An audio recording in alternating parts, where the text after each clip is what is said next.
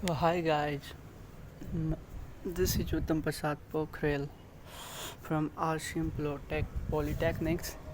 I'm currently studying in fourth semester of HSBT examination. Okay, sorry, HSBT board, and I'm just preparing for the my next fourth semester computer science exam.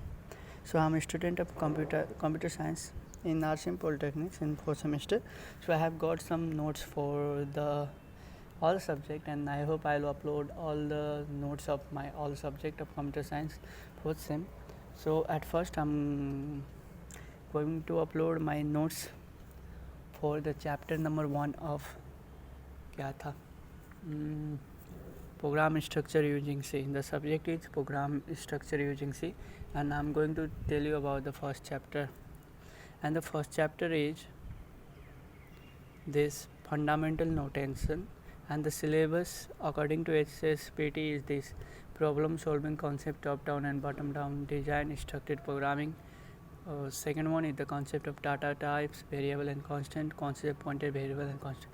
And I'll share the notes which is written by me. I hope these notes will help you in the examination, upcoming examination. Okay. The first one is the program solving concept. If there will be question for or something, question just come like this, discuss about program solving concept, then you guys don't have to be confused. I hope you guys have studied about this session in third semester also, and in third semester you have study about the PDLC, program development life cycle, and here also the same, the concept, the program solving concept and PDLC is same. So here look at this: for solving a problem on computer or even manually in a day-to-day life, we need a proper step-by-step procedure. It means to solve a concept, we need a step-by-step procedure, and when it comes the topic step-by-step procedure, then we follow the program development life cycle. I'm going to tell you just the main point, and if you guys are gonna read from this, the what is PDLC. Here comes the short question also. PDLC, program development life cycle. PDLC stand for the program development life cycle, and it comes for the 1 number question. Then you can write PDLC is a systematic approach of developing program, just for 1 number. And if it come for the 8 number, then you have to write its 7 points, the steps for program development. For the first one is the problem definition / analysis. Second one is the program designing, algorithm development and flow charting, program coding, debugging and compilation, program testing, implementation and documentation. So I have written here a brief. I don't have written about the brief problem definition and analysis. तो इसका मतलब क्या होता है, हम जैसे कोई भी program, when we develop a program, then we need to know about the problem that we could face in the future when we develop that program. बोले तो हम जब कोई भी प्रोग्राम को डेवलप करते हैं तो पहले हमें उसकी एनालिसिस करना पड़ता है, या फिर प्रॉब्लम, हम उस प्रोग्राम बनाने के बाद क्या क्या प्रॉब्लम झेल सकते हैं वो सब के बारे में चर्चा करना पड़ता है. वो इसके अंदर यही आता है. और प्रोग्राम डिजाइनिंग उसके बाद हम करते हैं, बहुत सारे इंजीनियर को बुला के प्रोग्राम डिजाइनिंग.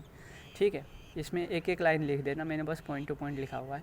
और algorithm development and flow charting. After the program designing we do the work of algorithm development, and after the algorithm development we just draw the flow chart of that algorithm, and after that we just use programmer to do the coding and debugging and compilation. Debugging is the process of removing bug. तो आप लोगों को पता होगा debugging वो होता है जिससे हम क्या बोलते हैं, बग निकालते हैं अपने प्रोग्राम में से. ठीक है, तो debugging वही होता है. और कंपाइलेशन, जो हम अपने प्रोग्राम को कंपाइल करते हैं, उसके बाद होता है हमारा प्रोग्राम टेस्टिंग, और उसके बाद हम करते हैं इम्प्लीमेंटेशन एंड डॉक्यूमेंटेशन. ओके, तो इतना ही था इसमें. तो ये आ सकता है. ठीक है, अकॉर्डिंग टू सिलेबस हमारा ये देखिए प्रॉब्लम सॉल्विंग कॉन्सेप्ट. ठीक है, और है सीधा बॉटम अप, मैं सीधा दिखा रहा हूँ, मैंने बहुत सारे नोट्स लिखे. स्ट्रक्चर प्रोग्रामिंग, हाँ पहले तो ये होता है कि स्ट्रक्चर प्रोग्रामिंग क्या होता है, ये हमने थर्ड सेमेस्टर में ही पढ़ा था कि प्रोफेसर डिक क्या है. स्ट्रक्चर प्रोग्रामिंग का अलग नहीं करा था, जबकि सी डेनिस रिची और थॉमसन ने बनाया था, आप लोगों को पता ही होगा. और स्ट्रक्चर प्रोग्रामिंग में हमारा बेसिक कंट्रोल 5 होता है: सीक्वेंशियल, कंडीशनल, रिपीटेशन, प्रोसीडर्स. तो नोट्स देखो यार, आप लोगों को समझ में आ जाएगा. बस मैं आई कैन बस ये है। और the main point about the top down approach and the bottom up approach. तो हमारे सिलेबस के अकॉर्डिंग ये 2 पॉइंट है भाई, रट्टा मार के चले जाओ, you guys gonna get the good marks. If you want to get a good marks, then just study this portion, top down approach and the bottom down approach. Now listen, what is the top down approach? It is disciplined approach used for program designing in which top level function are decomposed into lower level module for easy handling and better management. तो top down का मतलब क्या होता है, नीचे से ऊपर से नीचे गिरना, और जैसे ऊपर से नीचे गिरते हैं ना तो क्या होता है, सारे चीज़ टूट फूट जाता है, बस वही होता है इसमें। नीचे से ऊपर से नीचे आते और जैसे जैसे नीचे जाते तो डिवाइड होते जाते, ठीक है, बस इतना ही है। जैसे हमारे लार्ज प्रॉब्लम है तो हम उसको काट के और छोटे, उसको और छोटे करते जाते हैं, बस यही प्रॉब्लम है टॉप डाउन अप्रोच, ठीक है। डिसएडवांटेज देख लो, in the top down approach is use extremely but in only modular drawback. Top down advantage देख लो, इस उतना का ज़रूरत नहीं है इसका, फिर भी देख लो। और बॉटम अप अप्रोच वो होता है जो छोटे छोटे अभी हमने तोड़े थे ना, उसी को जोड़ के फिर से बड़ा प्रोग्राम बनाना, जस्ट लाइक दैट, ठीक है। इसके बीच में डिफरेंस भी आ सकता है, ठीक है, तो हम डिफरेंस में लिख सकते हैं, टॉप डाउन में हम ब्रेक करते हैं और क्या है, बॉटम अप में हम उसी ब्रेक किए हुए को जोड़ते हैं। टॉप डाउन में लिख सकते हैं, टॉप डाउन शायद सी में यूज़ होता है तो बॉटम अप जावा में यूज़ होता है, ये सब लिख सकते हो, ठीक है। हिस्टोरी ऑफ सी, ये तो हमने पढ़ा ही था कि C is a computer based programming language 1975 के कैन थॉमसन, ये 3rd सेमेस्टर में ही पढ़ा हुआ था। तो टाइप्स ऑफ कांस्टेंट ये आ सकता है, कांस्टेंट कितने टाइप के हो सकते हैं, तो एक होता है इंटीजर कांस्टेंट, इंटीजर बोले तो हमारा 2 1 2 3 वाला, और रियल फ्लोटिंग पॉइंट कांस्टेंट, या फ्लोटिंग पॉइंट कांस्टेंट को रियल कांस्टेंट भी बोलते हैं, जैसे कि पॉइंट वाला आ गया, ठीक है। और कैरेक्टर कांस्टेंट हमारा हो गया क्या वाला, ABCD वाला, स्ट्रिंग कांस्टेंट। आप बस देख लो, नोट्स है यार, क्या बताऊँ मैं आप लोगों को, नोट्स देखते ही सब क्लियर हो जाता है। तो ये रहा, ठीक है।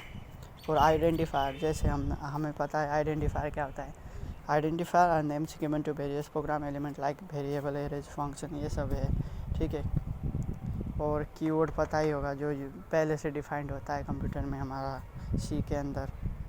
वेरिएबल पता है, नेम, स्टोरेज, लोकेशन, दैट में डिफरेंट वैल्यू, ये भी देख लो आप। और डिक्लेरेशन कैसे करते हैं आ सकता है, और रूल्स भी पढ़ लो आ सकता है, basic data types in C, ठीक है। ये रहा। और ये what is pointer according to syllabus, ये भी बहुत ही इंपॉर्टेंट पोर्शन है।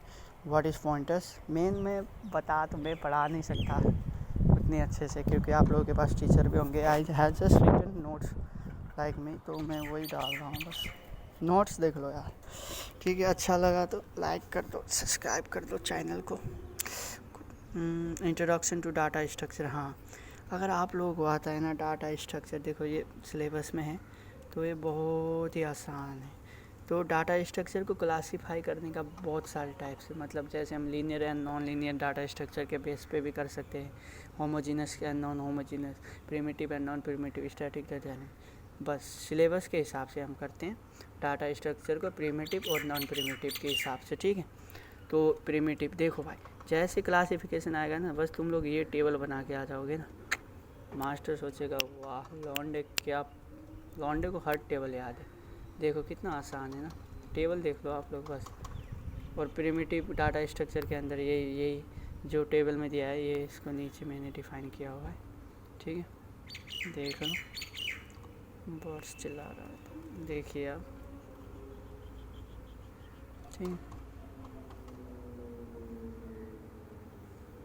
5-5 सेकेंड दे रहा हो, स्क्रीनशॉट मार लेना आप लोग, ठीक है।